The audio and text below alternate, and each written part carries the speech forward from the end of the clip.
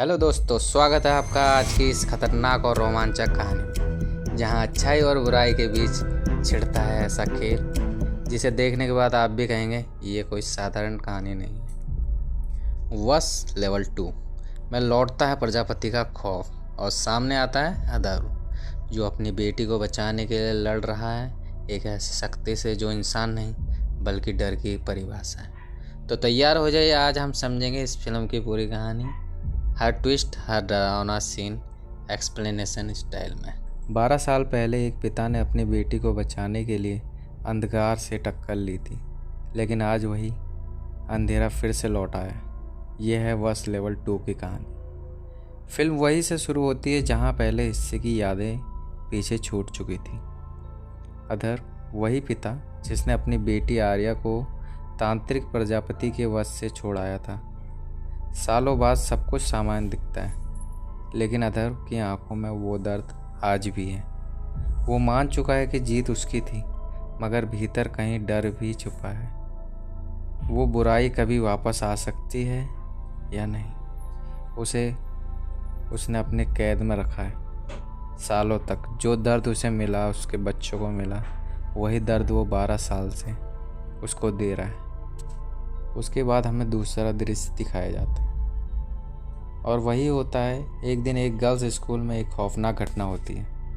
Classroom में पढ़ती लड़कियां अचानक एक साथ अजीब व्यवहार करने लगती है। कोई रोने लगती है, कोई चीखने लगती है और फिर कुछ लड़कियां बिना वजह छत की तरफ भागती हैं। सब लोग रोकने की कोशिश करते हैं, मगर जैसे किसी अदृश्य शक्ति ने उन पर काबू पा लिया। वो एक एक करके बिल्डिंग से छलांग लगाने लगती है और जब उन लड़कियों से पूछा जाता है क्यों, तो हर बार एक ही जवाब आता है, वो अंकल ने कहा था, वो अंकल ने कहा था। पूरा स्कूल सन्न रह जाता है। लोग समझ ही नहीं पा रहे कि आखिर अंकल कौन है। जब अदर को ये घटना पता चलती है तो उसके जंग फिर से ताज़ा हो जाते हैं। उसे याद आता है कि ठीक ऐसे ही उसकी बेटी आर्या भी 12 साल पहले तांत्रिक के वश में थी। उसकी रूह कांप उठती है। क्या ये वही शक्ति है?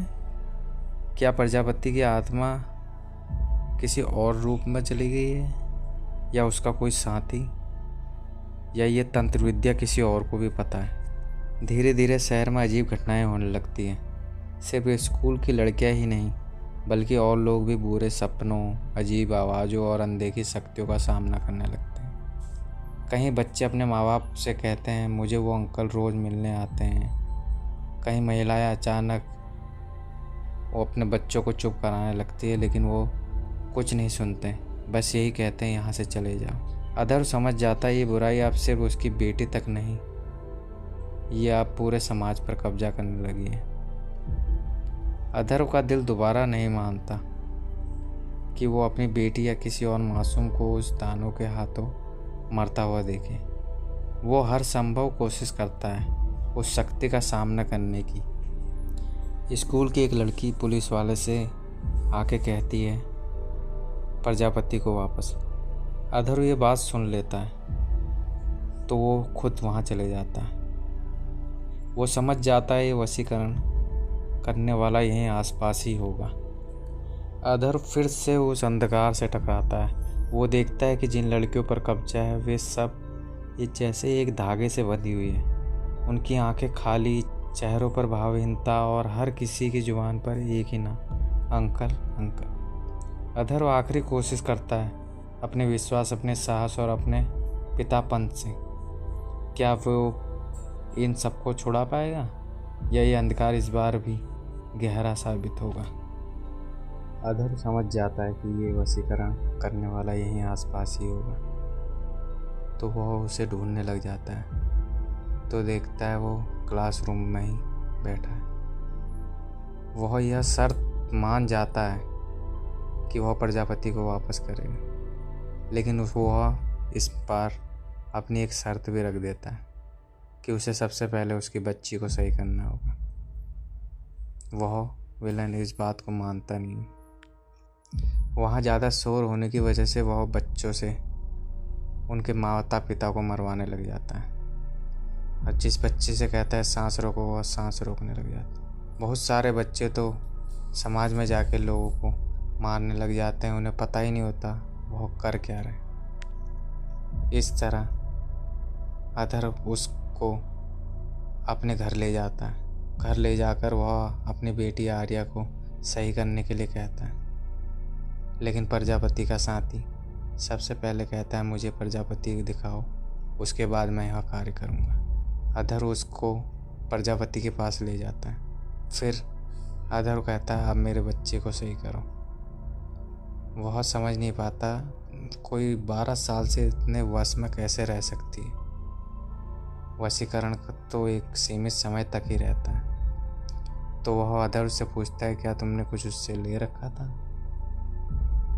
तो उसे याद नहीं आता। वो कहता है कि याद करो, कुछ ना कुछ तो लिया होगा जिस वजह से यह वशीकरण अभी तक रुका हुआ। तब उसे अचानक याद आता है कि उसने उसके साथ चाय पी थी और चाय के पैसे उसने दिए थे। तो प्रजापति का साथी कहता है सबसे पहले तुम उसे चाय के पैसे वापस करो, तब तुम्हारी बेटी अपने आप सही हो जाए।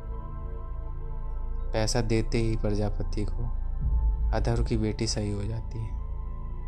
लेकिन प्रजापति के साथी को पता चल जाता है कि प्रजापति की जीभ अधर ने काट दी है। तो वह क्रोधित हो जाता है। क्रोधित होकर वह दोनों को मारने पीटने लग जाता है। लेकिन अधर ने अपने घर पे ही ऐसा सिस्टम बना रखा होता है कि कोई भी ऐसी काली शक्ति, बुरी शक्ति किसी पर कब्जा ना कर सके। तो वह अलार्म ऑन कर देता है, जिससे सबकी सुनने की शक्ति ख़त्म हो जाती है। और वहीं अधर उस प्रजापति के साथी को भी पकड़ लेता है और उसको भी वही दंड देता है जो प्रजापति को मिल रहा होता है।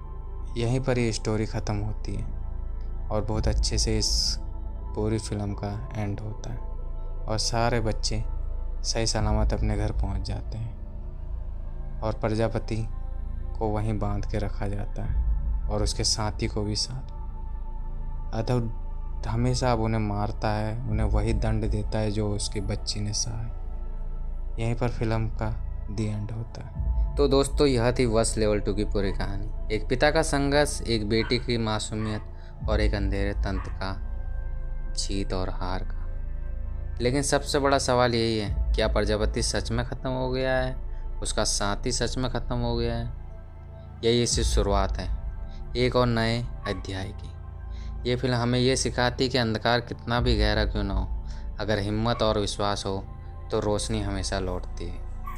अगर ये आपको ये वीडियो पसंद आए तो लाइक ज़रूर करें, चैनल को सब्सक्राइब करना ना भूलें और कमेंट में बताइए वश लेवल 3 अगर आए तो उसमें क्या क्या देखना चाहेंगे। धन्यवाद।